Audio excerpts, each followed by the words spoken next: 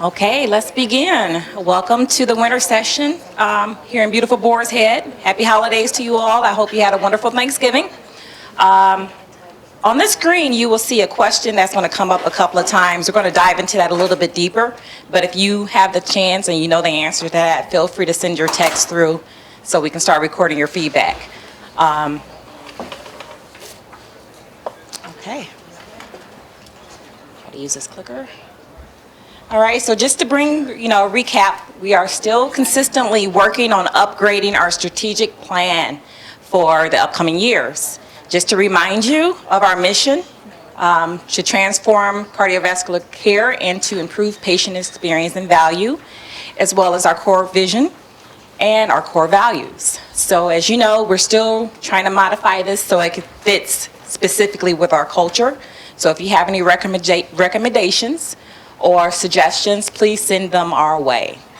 For those of you I do not know, my name is Sherri White. I am the Quality Improvement Advisor for VCSQI.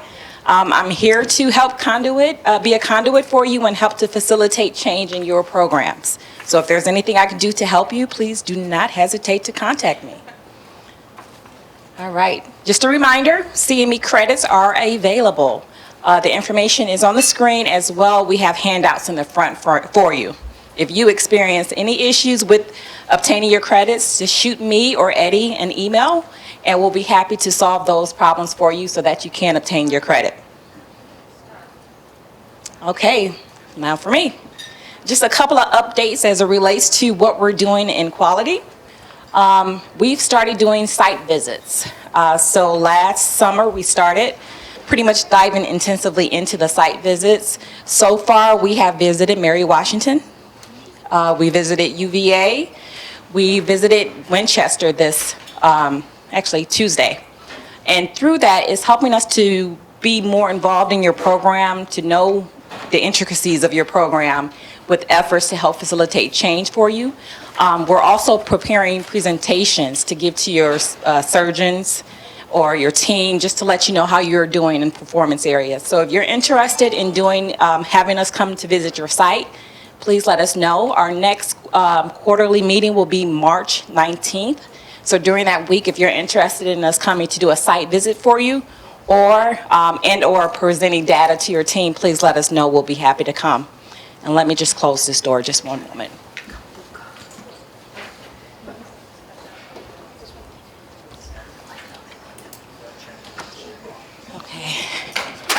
And just as a shout out, each organization or program is doing some phenomenal work. But in our recent newsletter, we highlighted UVA. They're doing a technique, shared appointments.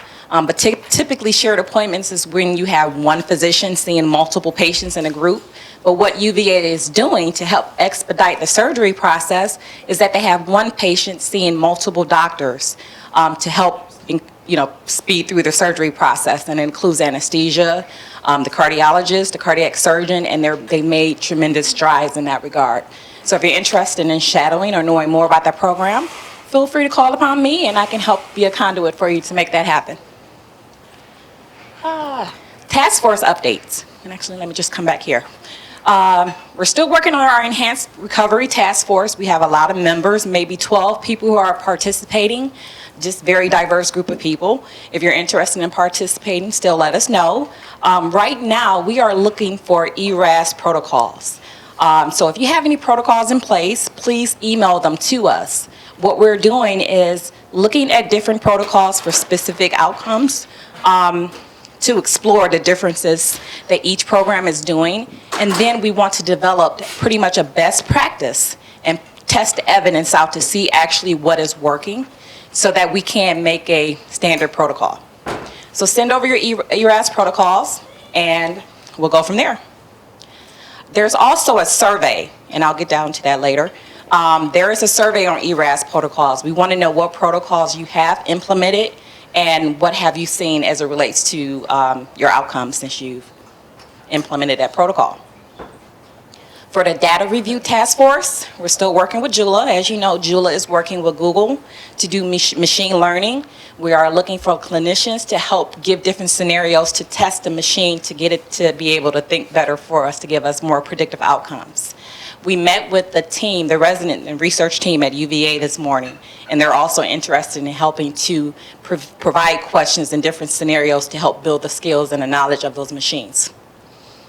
The coordination of care.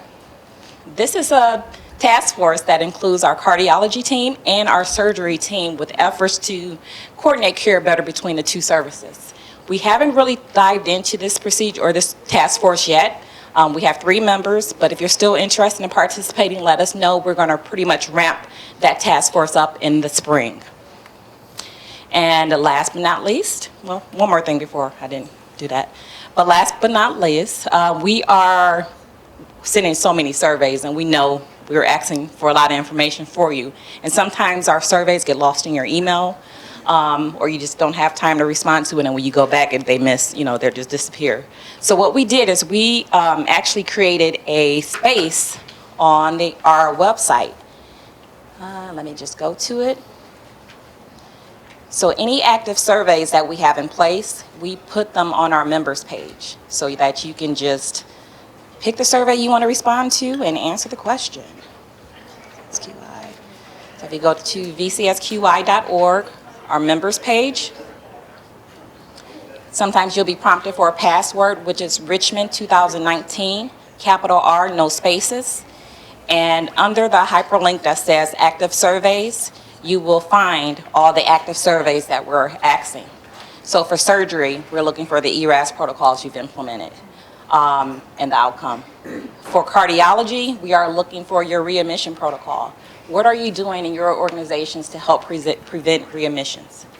Data managers, what is your expertise? What are your strengths and your weaknesses? This will help us to develop additional resources for you, such as the mentorship program and other training or shadowing programs to help strengthen the skills of our data managers. Any questions or concerns so far? Absolutely. Mm-hmm. Well, to be very transparent, the sooner that we can get protocols from you, the sooner we can start reviewing. Right now, we're not receiving as many protocols as we would hope. We receive protocols from ANOVA and Mary Washington, but we want to receive more protocols from different organizations to be able to know where to start. But as soon as we're able to get that data from you, we will definitely start. We will start perhaps in January, looking at the protocols that we have to start. But the more information that you give us, the better we can come up with a better solution. Well, I'm asking because we don't currently have one, but we're working on one. So okay. It'd be nice to have. Yeah. Let us know what you're working on. Maybe we can start there. Yeah. Okay. Yes? I kind of wanted to give an update because at the last meeting, I think that's when we presented ERAS, Yeah. or the one before that. It was The one before that, yes. Yeah.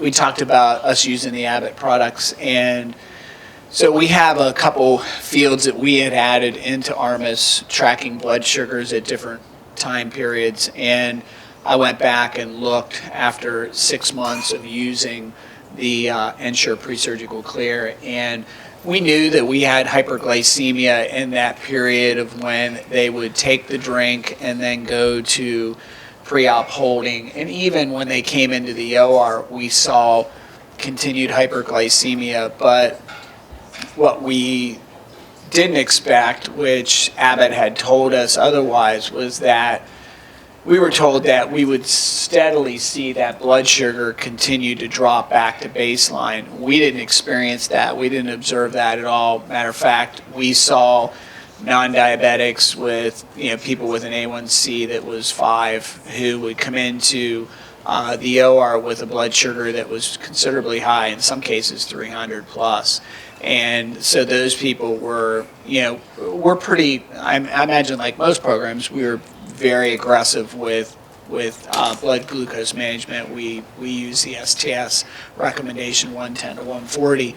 But we had a lot of non-diabetics who were not on epi or anything like that, who were on insulin coming out. And so looking at the data, we saw that our peak blood sugar in the OR was up by like 30%, that the admission blood sugar was up by 40, and that the percentage of patients who were requiring the insulin protocol was much higher.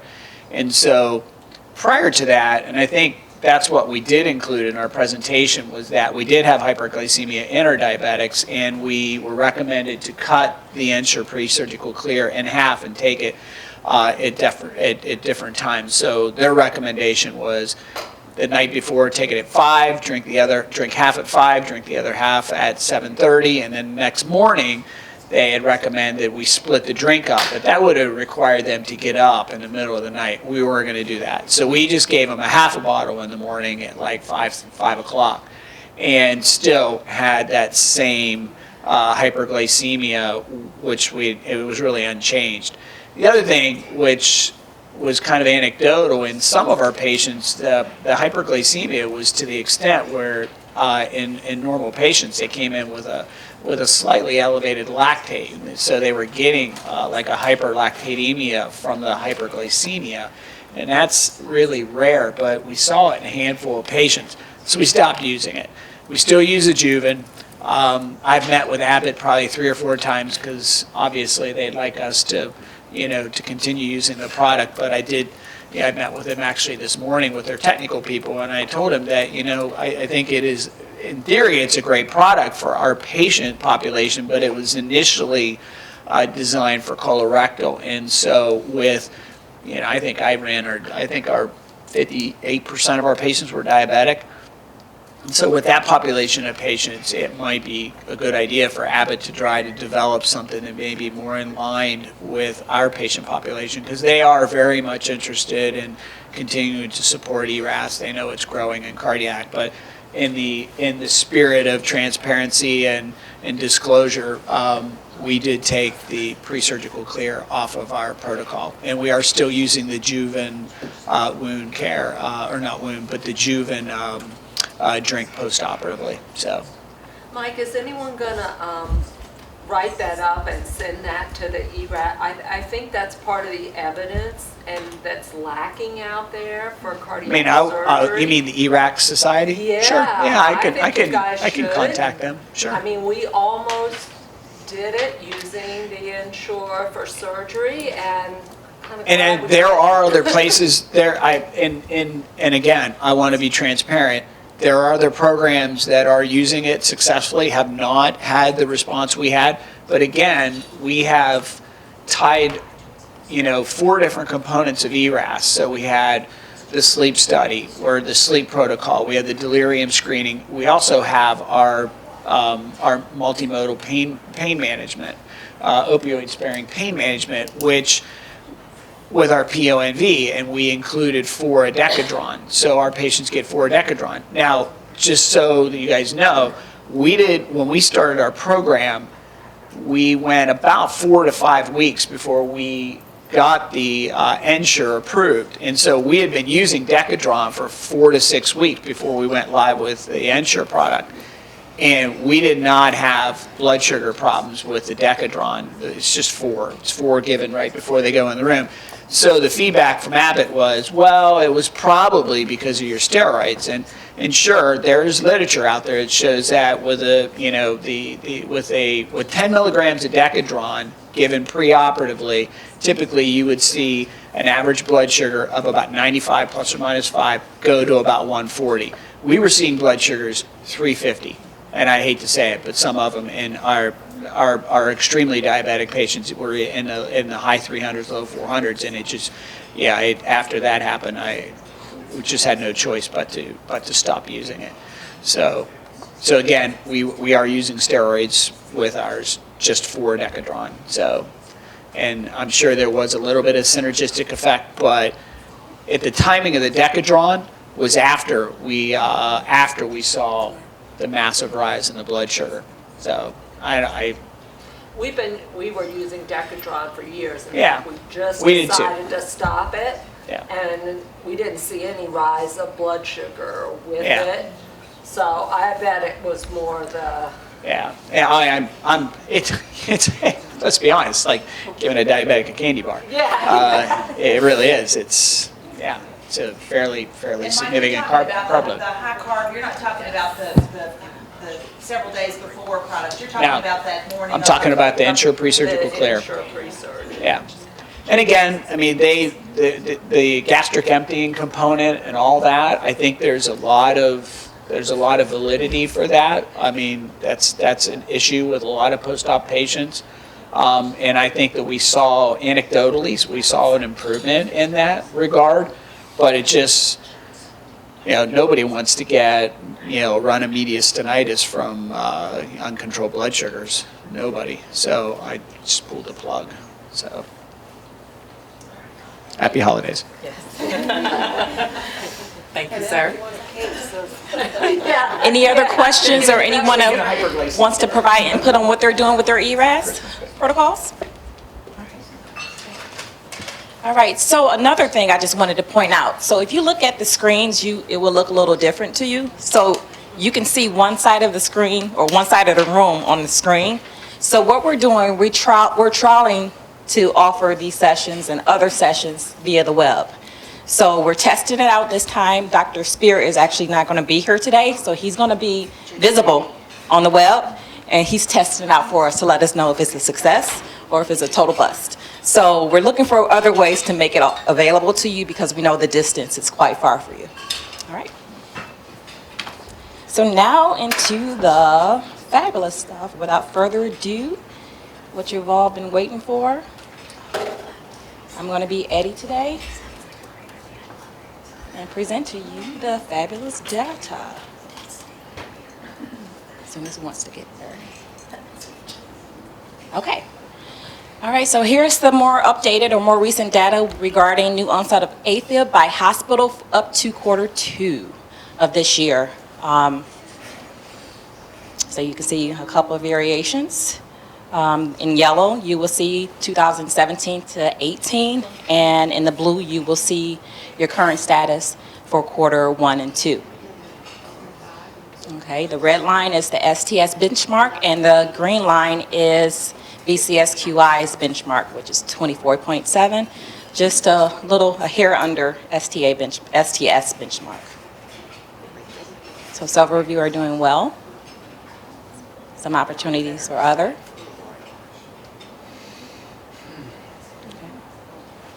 And also, we're working on ways to get this information to you before these meetings, just so you can share with your team. But if you want these reports or anything we can provide for you, just let us know. We'll be happy to run them. If you could just send these slides, the slides you just said. Okay, absolutely. No problem.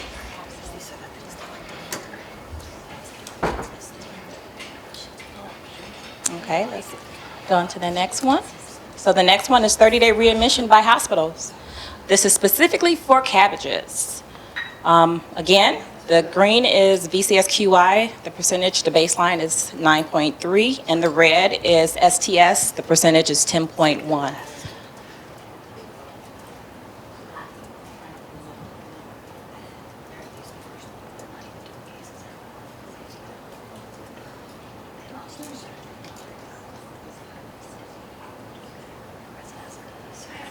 Absolutely, yes. Looking at the time frame, is that like 2017, 2018, is that 24 months? Yes. So we're comparing Yeah. that 24 months with 6 months? The first Unfortunately, 6 months? yes. But one thing that Eddie and I are going to work on, I personally want to show it to you by quarter. I would like to give you a comparison of how you did first quarter of last year compared to first quarter of this year and then so on. And then maybe first year 2017 what was last year? 2017 as a whole based of year to date. And maybe that can give you more information. But yes, that's how the information is read. It's kind of hard to see it apples to apples. Yeah. That's a lot of difference in volume. Yeah, it is. How would you recommend us showing that to give you a better picture? Quarter by quarter would be good. Okay. Or if it's only, yeah, I think quarter by quarter would be best. Okay, sounds good. Any quarter by quarter everyone would recommend? Okay. And if some of you want quarter by quarter and other of you want year by year, let us know. We can make those distinctions for you just so you can get a better picture.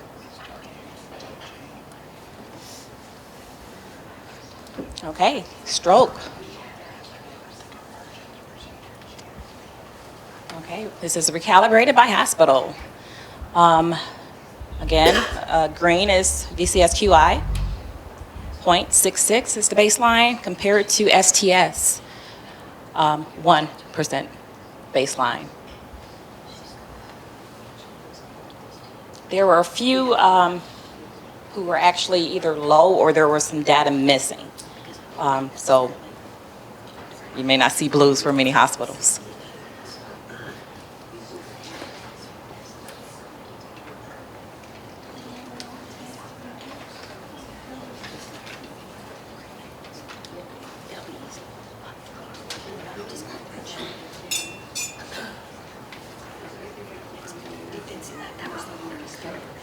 Okay. All right, so now looking at renal failure by hospital. Again, isolated cabbage. VCS baseline is 1.22. We are actually higher than STS's baseline, which is 1.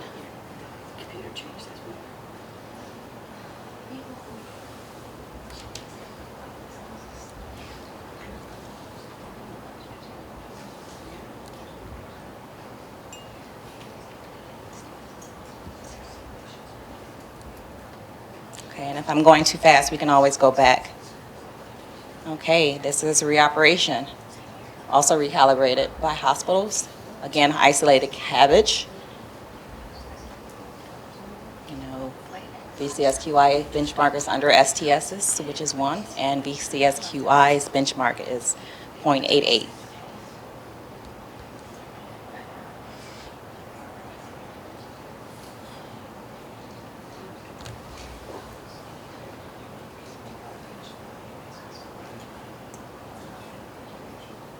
Okay, prolonged vent.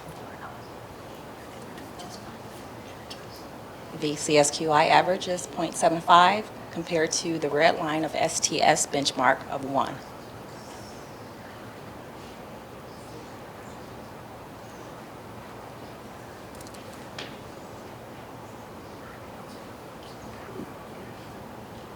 Sherri, if there's no data or if there's no bar, right?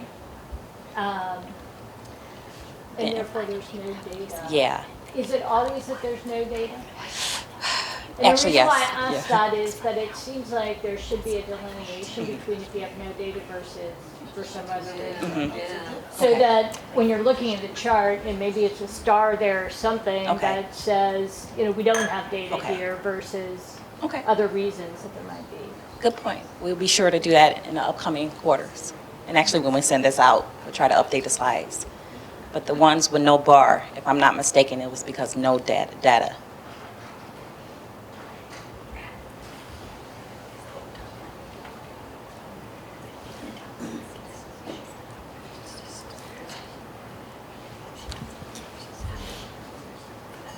Actually, if you don't mind, let's see if it works. I want to see if I can bring up the data labels.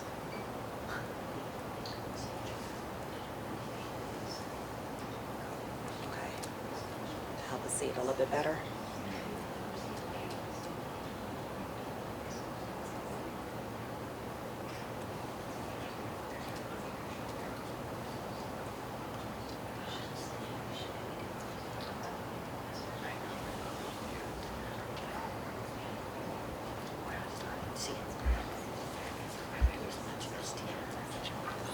Overlap it. Kind of hard to see.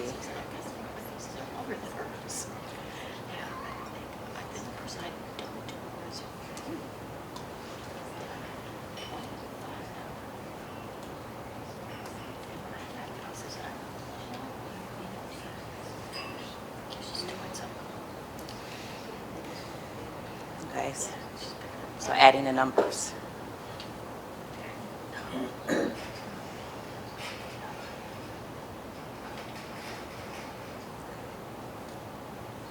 So the next one, early extubation by hospital. Okay, so this one does have the data for each program.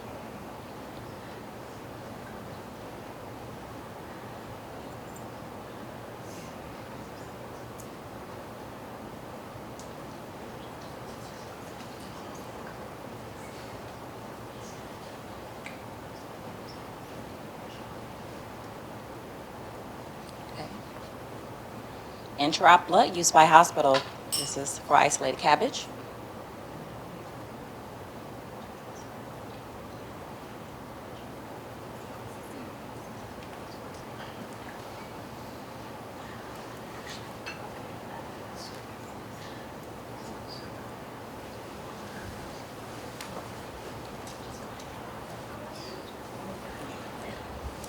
Okay, and if you want more detailed reports, diving into the specific blood products, just let us know. We'll run those numbers for you. Okay, post-op blood use by hospital. Is this all blood or blood product? This is blood products. No, actually, no, this is blood use, all blood. All blood. So I have a question Absolutely. for you. On the star metrics for ARMAS, and and maybe I'm just stupid here. They always have, they have 1 red, 2 reds, 3 reds, 4 reds, and then they'll have any or all blood products. I'm assuming, but when you add up 1, 2, 3, and 4 units, it adds up to the all blood products. All blood products to me means all blood products. That means platelets, FFP, plasma, and cryo. But when you add up those transfusions, they add up to that all blood product. And it doesn't seem very clear. Does anybody, can you? Any experience with that? Do you know? I don't know, but it's something I could follow It, up on. yeah, it's not very clear. Sure. And I think for me, blood product transfusion is like you're either pregnant or you're not.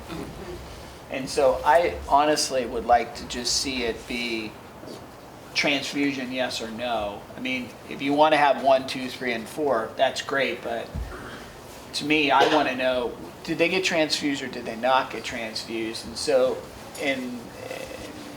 on the star metrics, I think that would be helpful, because in STS, I think that's really what you're looking for, is blood or no blood. Yeah, Ingalls, any single product is Yes. usually how I report it. Right. So it's anything, any one of the 4, and they got blood. Okay, we'll work with ARMAS on And, that. and while you're here, it would be great on star metrics if, and maybe I just haven't figured out how to do it, but if you could pick that period of that time period. So you have monthly and then you have quarterly, but your year to date, so we're not current, so you know we haven't done December yet, so your year to date on there looks jacked up. So it would be nice to be able to say year to date and pick the date, so January to October, even if it's in November or December. Do you know if there's ability to do that? I don't believe that there is right now. I think it is something though that we're working on, but I can get back to you on that. Okay. Essentially, basically what you're looking for is, let me choose the date. Yeah. Right, Yeah, absolutely. right. Especially when you're using it in the star metrics, because you kind of want to know where you sit at certain time periods. And so when you look at those metrics, I mean, it's December, and if I want to look at what I think to be current and what ARMAS thinks is current, those are 2 different things. Sure. If Beth says I'm 100% updated through the end of October, I want to be able to go from January to October and look and see, and so do the physicians. Yep. Thank you. Good stuff. Okay, this is specifically red blood cells, transfusion groups by the lower intra-op chromatograph level. So let me explain this.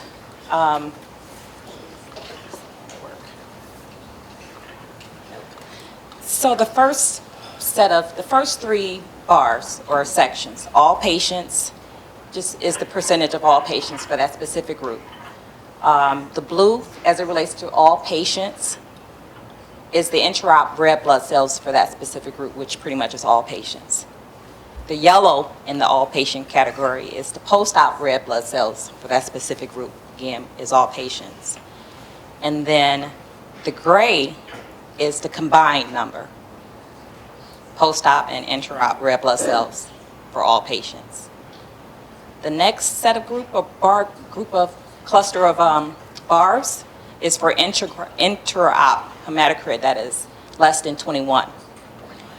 The blue bar is for intra-op patients that had a hematocrit level less than 21.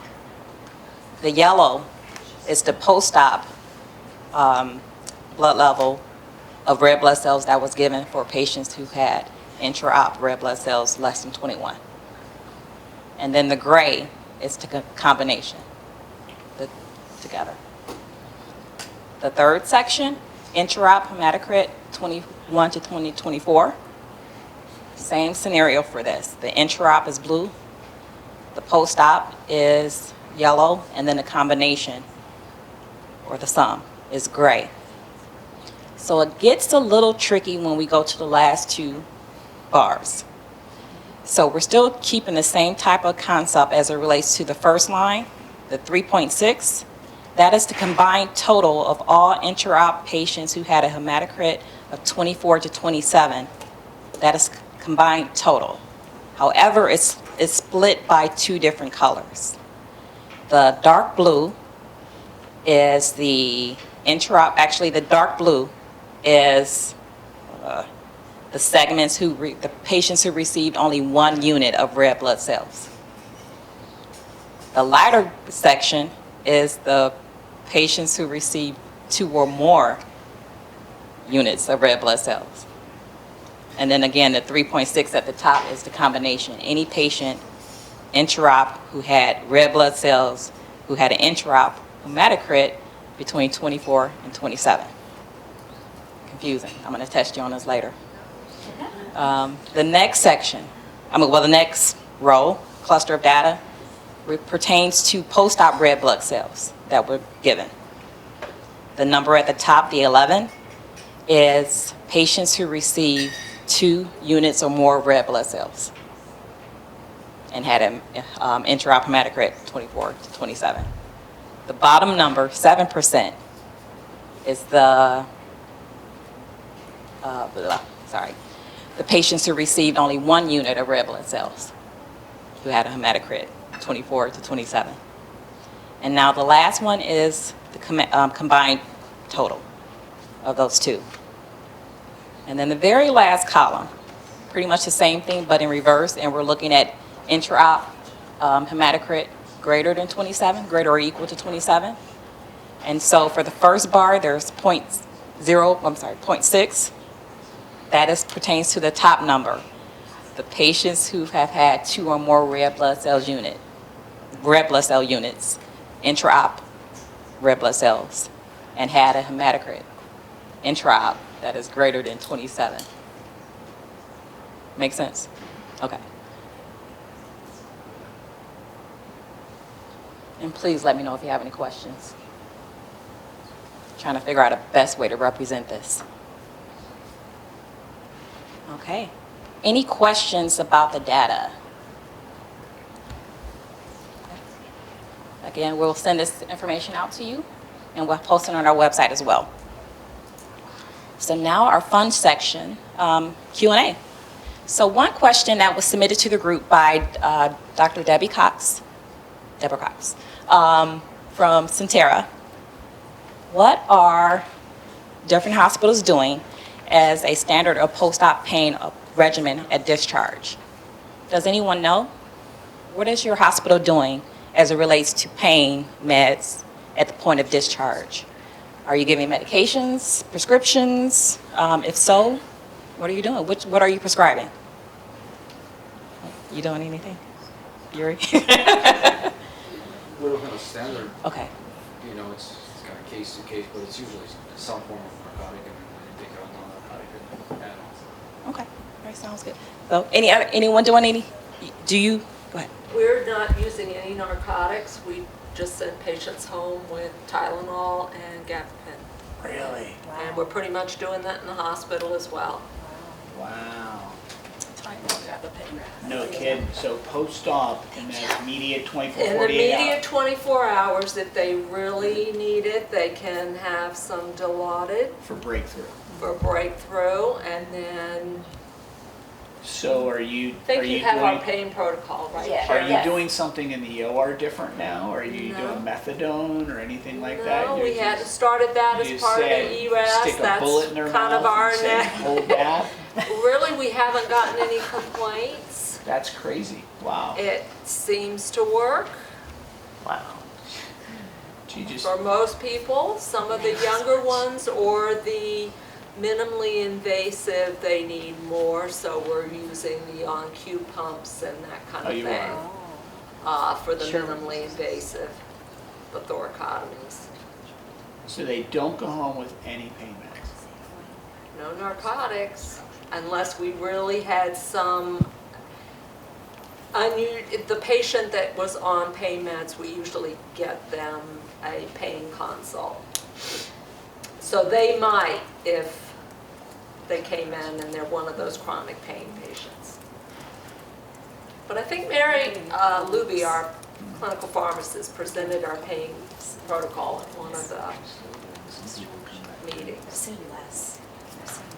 I've seen less of our patients with the gabapentin and the Tylenol. Some of ours are, we give Ultram. Sometimes And Ultram. we use Ultram sometimes too. But it seems since we've been doing the gabapentin and the Tylenol that we are requiring less of the narcotics. Is anybody using what did I just say? No. Methadone. I know UVA was using Yeah, methadone. UVA Are was, they, I think. is Judy Smith here? No, she had research, yes. Well, that's bad time. What is she on? She's not taking it. We have an answer over here for you. Somebody message her. Yeah, at UVA, we have transitioned to an ERAS predominant pathway. It has changed what medications we're using intraoperatively. We no longer use sufentanil. It is up to the anesthesiologist, but methadone is part of that regimen if they so choose, depending on the patient.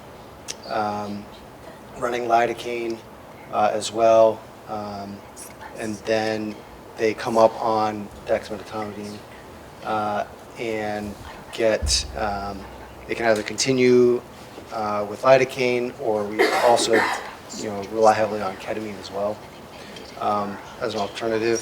So we do a ton of adjuncts, and it has dramatically reduced our opiate prescribing as well as opiate use postoperatively.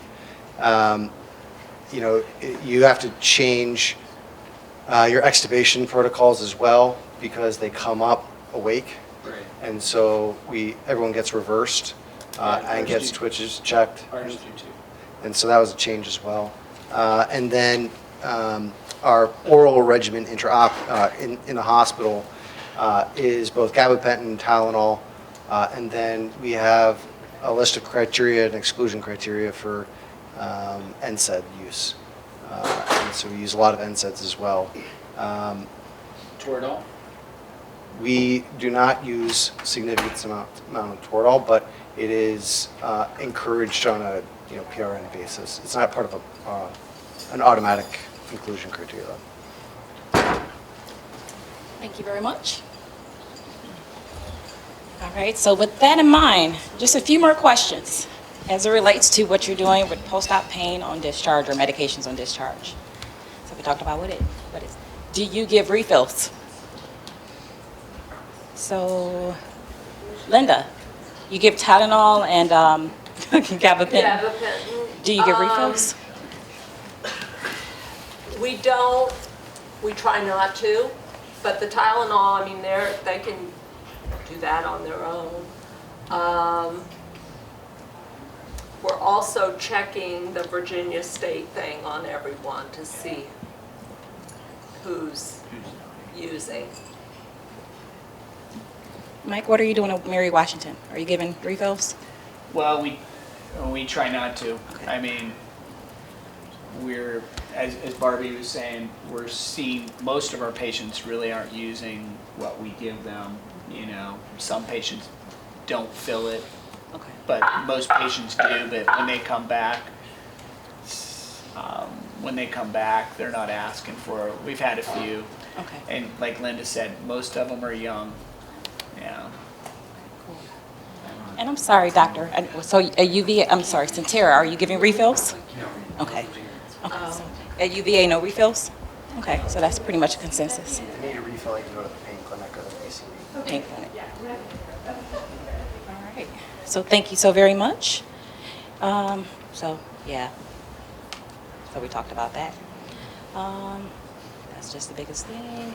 And actually, as it relates to quality, this concludes the session. Does anyone have any topics they want to discuss in the open forum? Questions for the group? Any other hospitals or programs?